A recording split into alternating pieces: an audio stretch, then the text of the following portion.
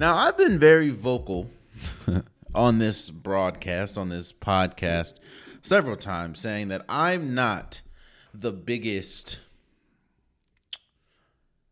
fan of hockey. I have nothing against hockey. I just don't watch hockey on a regular basis. Hockey isn't something that I turn to. And while a lot of people would try to discredit something that I have to say about hockey, which is completely understandable. It's like, I understand that you may not want to hear anything from me when it comes to hockey because, like I said, I've been very vocal in saying that I'm not the biggest, I don't know much about hockey. But I do think it's important, and I do think it's kind of cool to, I guess you can say, follow me on this journey of discovery when it comes to hockey. Now, yes, there are some things that I know. There's, obviously I know the Capitals, and I'm a Capitals fan, but I don't really start watching hockey until the playoffs. And I think it's interesting getting perspective from someone like me who is literally a hockey novice. So I'm watching the Four Nations Faceoff.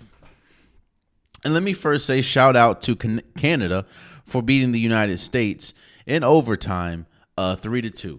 It was a crazy game. Obviously, Canada played, or Team USA played Canada probably, a week ago, and they beat them, but it was a bunch of fights. It was incredible. And the final was, when I tell you it was intense, it was intense. Connor McDavid had the game-winning goal. It was it was a great watch. That's one thing I will say about hockey. Hockey is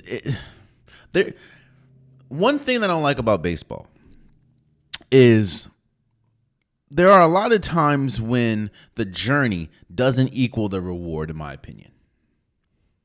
I know a lot of people that are novice, or a lot of people that are purist, a lot of people that love the sport of baseball goes, there's a beauty in the game when it ends 1-0, when it ends 2-0, after they're able to find enjoyment in the little things, which I respect completely. But I know when a lot of people talk about baseball, they talk about you have to go to a game. Now, I will say I've never been to a baseball game outside of working a baseball game, but I've never been as an actual fan, so I don't have that perspective yet. But for me, it's hard for me to justify the journey if the outcome isn't enjoyable. Meaning, it's hard for me to sit through a 3.5, 4-hour game of baseball and the game ends 1-0 or 2-0. It's like, bro, what are we doing? I know there's I don't like all that scoring, and I respect you, but I need to see some type of enjoyment. I'm a home run derby dude. Like, let's go. Let's get some home runs out of here. It's a different feeling. A 1-0 game in hockey feels different than a 1-0 game in baseball. And that's kind of the beauty that hockey has. Like, it's a different level of excitement. Now, again, you're hearing this from a person that doesn't know much about hockey. I know little things. I know enough to talk about it. I know enough to have a conversation. But I feel like I'm an encyclopedia when it comes to basketball. I feel like I know a lot more than the average person when it comes to football. But when it comes to hockey, I am in that same boat with the average person. But watching the Four Nations face off, and it's so interesting, man. I was on the edge of my seat the entire game. Now, we're going to talk about Victor Wembanyama in a second, but it's also interesting, and it's perfect timing that the documentary Court of Gold comes out, which was documenting Team USA basketball in the Paris Olympics. It was also following the France team, the Serbian team, and Team Canada. And it was so interesting watching the hunter in Team USA, because Team USA has been dominant, especially in the Olympics since 1990, since the Dream Team. And it was so interesting watching how teams like Serbia, teams like France, teams like Canada would talk about the hunter, would talk about the quote unquote top dog in Team USA. And the thing that is the reason why I brought that up is because I understand that viewpoint of a France, of a Serbia, because Team USA has been like that, or the United States has been like that when it comes to hockey. You see, Canada is basketball, football, I believe, is our sport. I think the national pastime, or it was baseball for the longest, but I think football is North American national sport, I believe. Canada's national sport is hockey. You even heard it in, again, shouts out to the Court of Gold.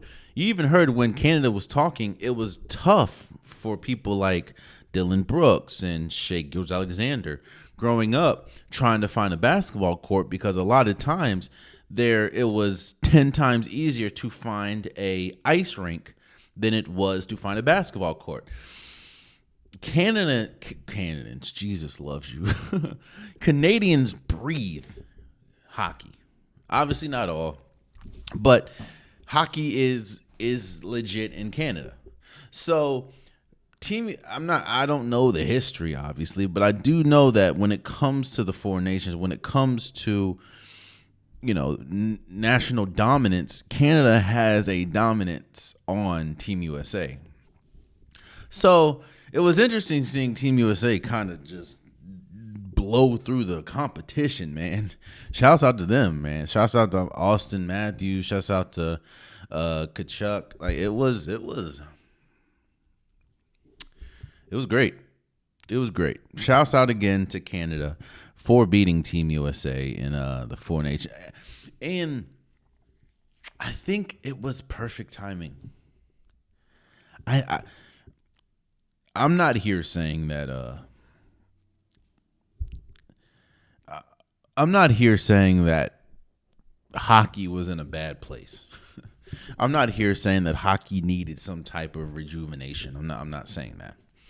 But it is interesting. Now, I'm not going to talk about what PK Subban said. I'm not going to comparing hockey to the NBA. I'm not going to talk about that. That's his opinion. I may agree. I mean, I may disagree, but that's his opinion. Respect to him. But I will say, now obviously there's a different element. There's an element of us when we talk about USA versus the world.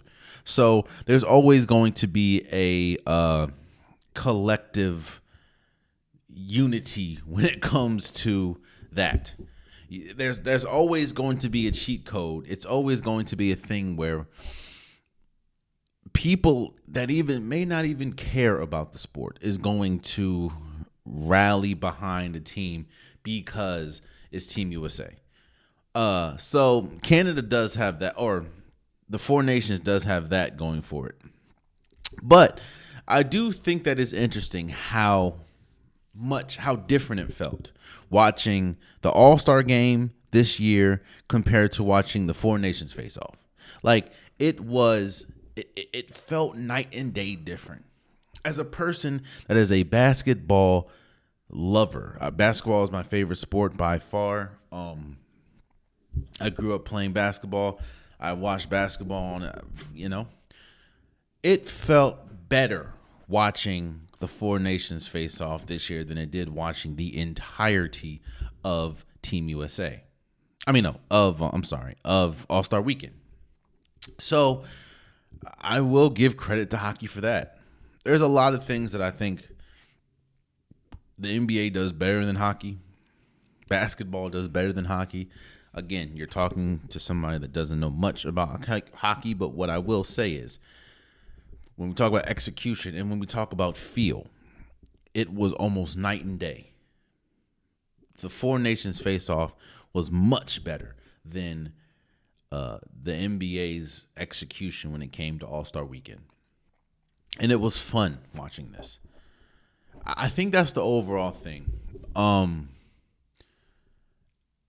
Again, I know I keep reiterating it, but I think it's important to keep reiterating the fact of, as a person that doesn't know and doesn't watch hockey on a regular basis, yes, I watch hockey during the Stanley Cup playoffs, but that's really only because I have to talk about it on the podcast and if my team's in it. But which, by the way, the Capitals are kind of putting belt to ass this year. Just saying. But as someone that is coming in not knowing much, this was an incredible watch. So shouts out to them. Shouts out to the Four Nations. Shouts out to Canada. It sucks that Team USA lost, or USA lost, but they lost to a team that it's kind of, when you have Connor McDavid, when you had Sidney Crosby, even though Sidney Crosby is closer to the end of his career than the beginning, it was a great watch. It was a great watch. Shouts out to the commentator. Shouts out to just the show that was put on. It was great. And shouts out to Canada for beating USA in overtime, 3-2. Oh, man, you stayed to the end of the video. I appreciate you. If you like what you saw, be sure to hit that subscribe button so you'll never miss any content from your boy. You can also go back and watch past episodes, past clips, and don't forget that the Unpopular Podcast, new episodes drop every Wednesday and Saturday. Appreciate you.